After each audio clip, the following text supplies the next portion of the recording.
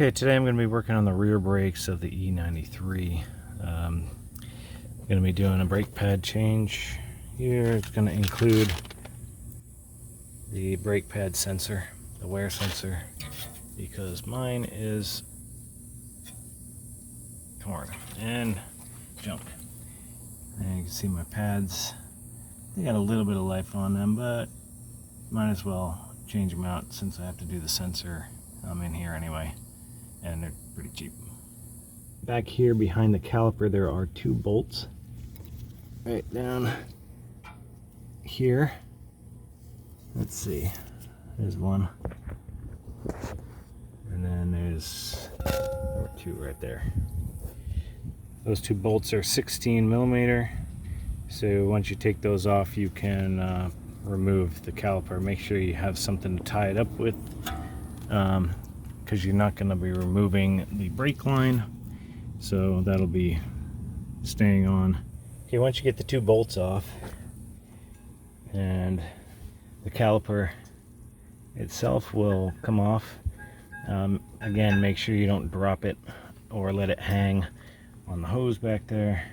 You can actually just set it on this cross member here and that'll hold it up. Inside of these circles, there's a little part to this that's grabbing on, so you have to just pry it down and out. And then the old brake pad, the outer pad, you just kind of push in and take it out. In order to get the new pads on, which are thicker than the old pads have been worn down to, you're gonna have to push the piston back in to the housing, to the caliper. To do that, you can either buy a special tool or you can just get a C-clamp and put the C-clamp around the piston and force it back in to its seat. If you're going to do that though, make sure you check the fluid level, because you're forcing fluid back into the reservoir. You might overfill the reservoir, so check the reservoir. If it's already at max, then bleed the brakes a little bit to get some of that fluid out before you push the fluid back into the reservoir. You don't want to overfill the reservoir, and then you'll have a leak inside your engine bay, and then all the paint will rot away and it'll look like crap. In the inner pad, you have to push away from the piston, which is in there, and it's got a clip that's inside the piston that's kind of holding it in, so it may take a little bit of force to pry it out. And here's the old inner pad, and it's got this is the clip that's inside of the piston.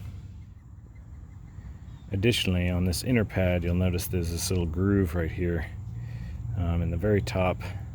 It's not in the pad material, but that is where the brake pad sensor will sit.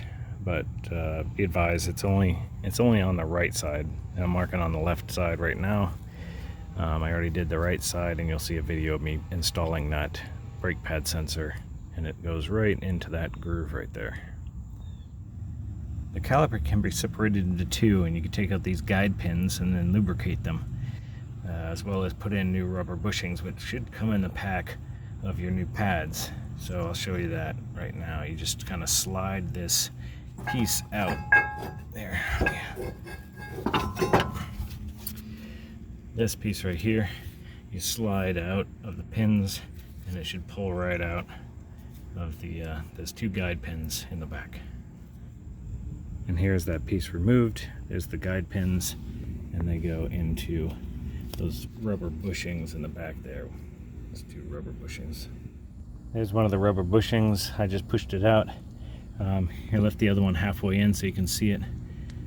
They come out of these spots right here, and there's the rubber bushing is like halfway out, and I'll just pull it all the way out and replace those with the new ones.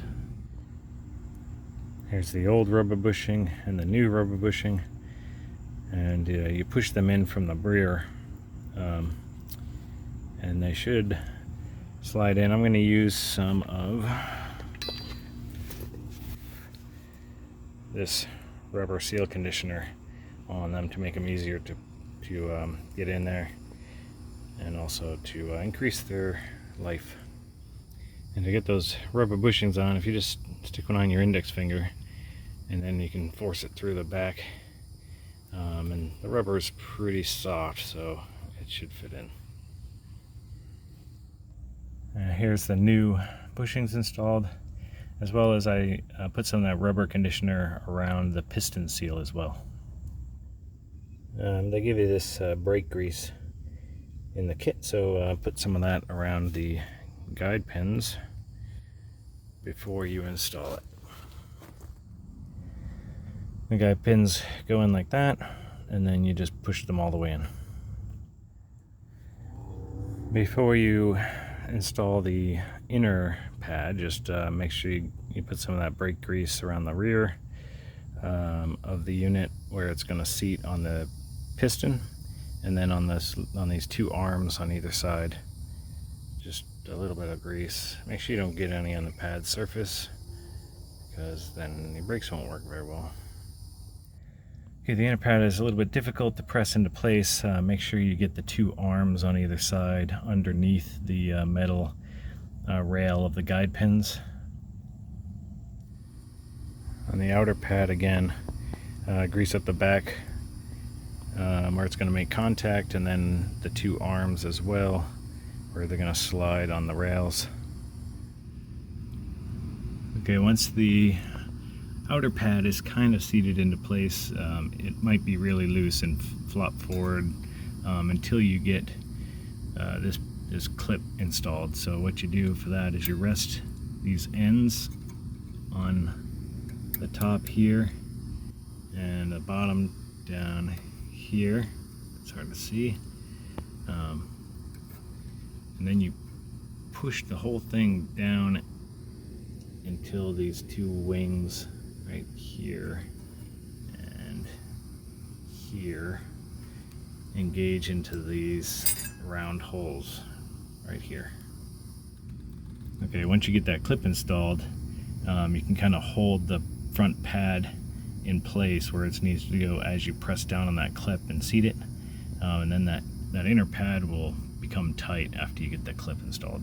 So after that, you just put this put the caliper onto the rotor and put the bolts back in from the rear. There are two caps that come with the kit. You just snap those into the back of the guide pins where those rubber bushes are. One on the top and one on the bottom. Torque the caliper bolts down to 48 foot-pounds and you're done. Now if you follow this cord here from what was the pad wear indicator, you can see it follows this bar right here, and then it goes back underneath, loops around, comes back through, and then goes behind this plastic sheet. So what we got to do is remove that and then undo all these little clips, and then we can take off and replace that wear indicator.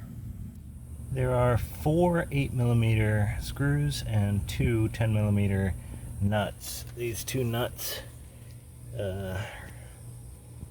one came from right there, and then the other one is right up there, and then the screws came from 1, 2, 3 down the side.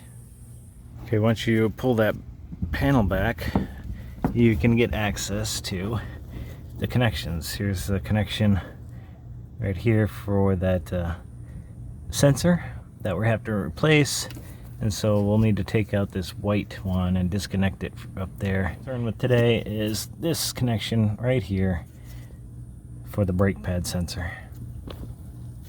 So it's just held in there with some clips at the top. You can just pull it out.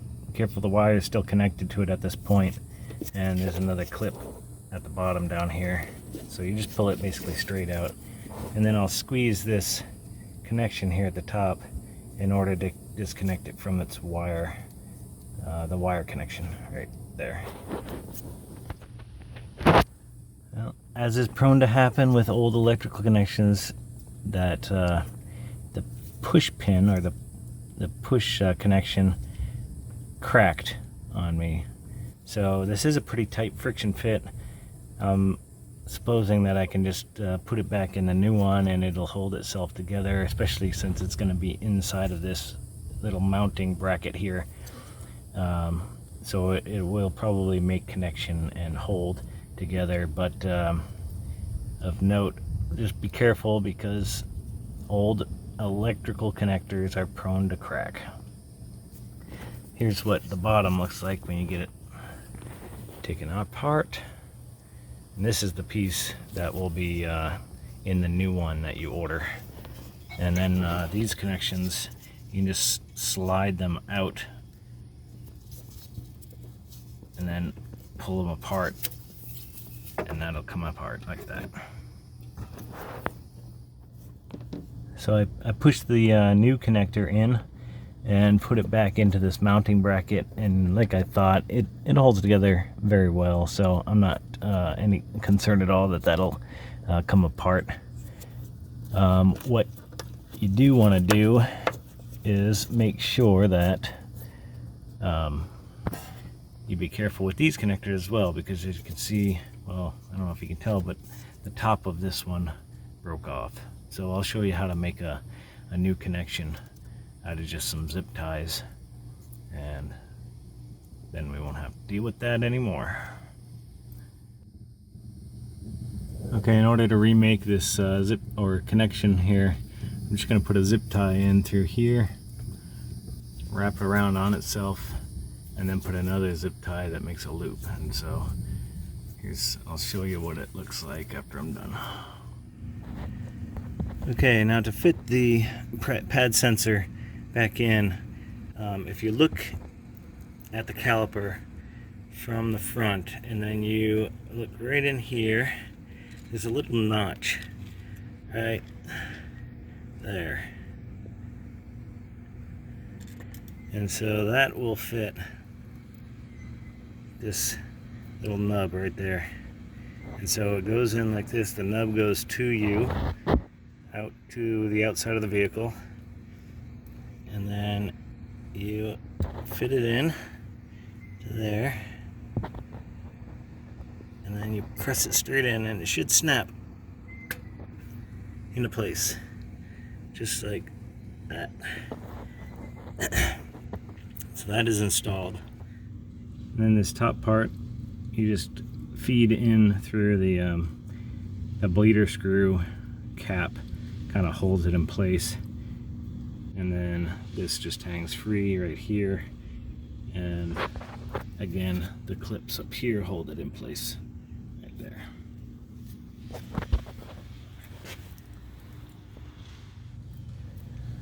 Push the plastic piece back up into place and attach the 10mm nuts, 1 and 2, and the 3 8mm screws.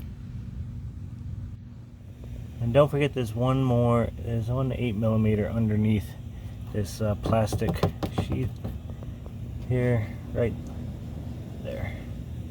Okay, to reset the service indicator, you turn the ignition on. It'll give you the service indication. You press the BC button over here to get it to go to the time. Press and hold the odometer reset. It'll go to yellow, then it'll go to red. That's the rear brake, and then you hit the BC until it resets, and it'll say reset, and then hit it again. Press and hold.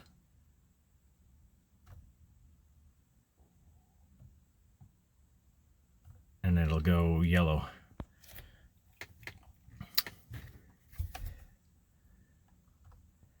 And that's how to reset it.